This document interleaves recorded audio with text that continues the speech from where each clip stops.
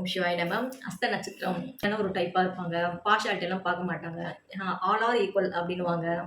So ஒரு அஸ்த நட்சத்திரத்தை பேசிட்டு பழகுறதெல்லாம் ரொம்ப ஒரு நல்ல விஷயமா இருக்கும்.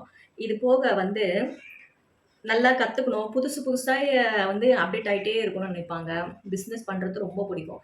கலகலன்னு பேசிக்கிட்டே இருக்கக்கூடிய நபர்களா இருப்பாங்க. அசத்துல பொண்ணு. இப்படிலாம் இருந்தா தான் வாழ்க்கை அவங்கள சோதிச்சுக்கிட்டே இருக்கும்.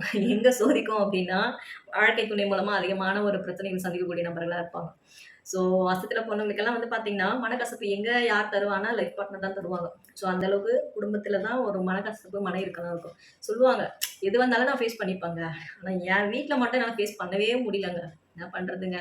எனக்கு அமைஞ்சது அப்படிதான்ட்டு போயிட்டு வருவாங்க. லைஃப்ல வந்து ஒரு நல்ல விஷயங்கள்லாம் நடக்கணும் அப்படின்னா, நீங்கள் வழிபாடு செய்ய வேண்டியது வேல மரம்.